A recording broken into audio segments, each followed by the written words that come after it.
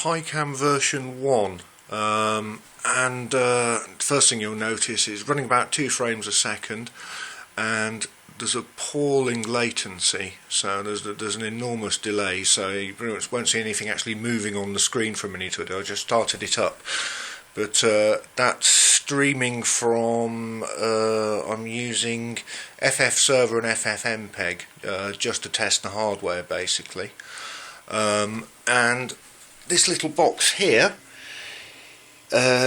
just injects a 12 volt supply into an Ethernet cable in a not strictly power over Ethernet compliant manner, and there you go, blue cable goes all the way over here, and here's the camera itself.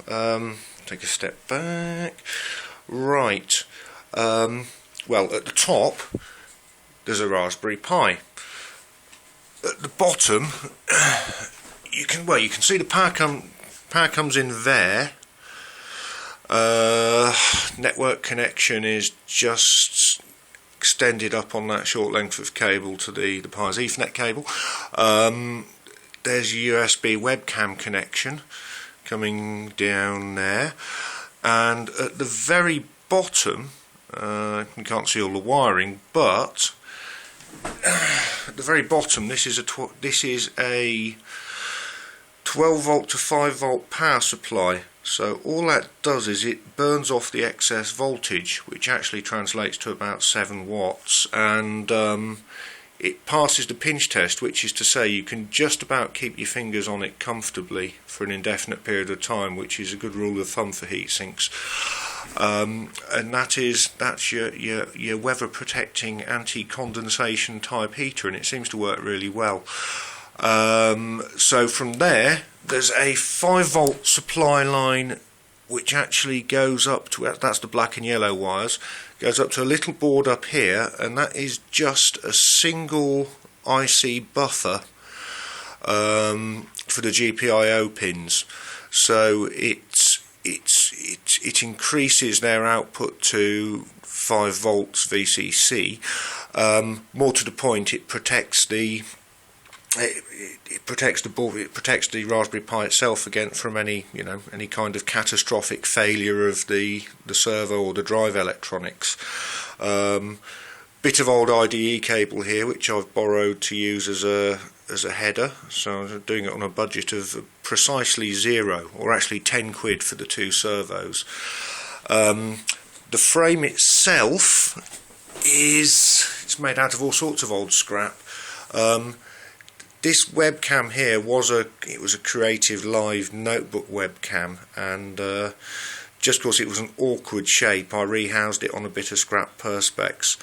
The inner frame here is also made from scrap perspex, nicked from the collimating lens in the back of an old LCD monitor, and I used that to save weight, but it's a pain to actually work on it. So the rest of it, the outer frame, I just made from NDF, and a couple of coats of matte black paint just to reduce internal reflections.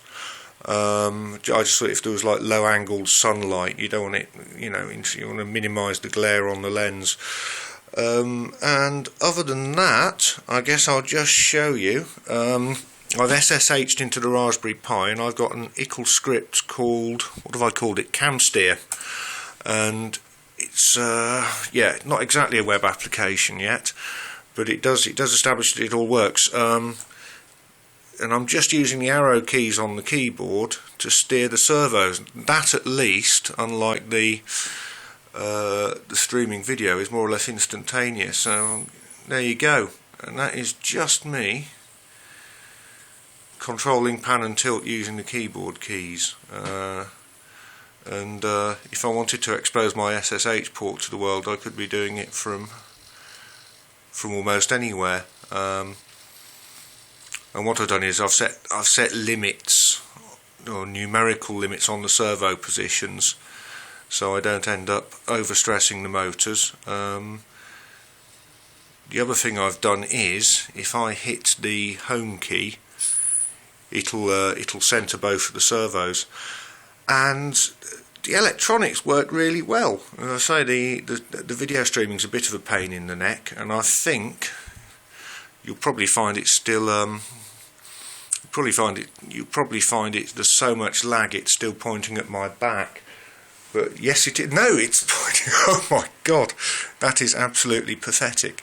But as I say, the use of streaming video was just to test the hardware, and if we were to hang around for another 10 minutes, you would eventually see that the camera is pointing at the other side of the room, and I think that's already far too much information.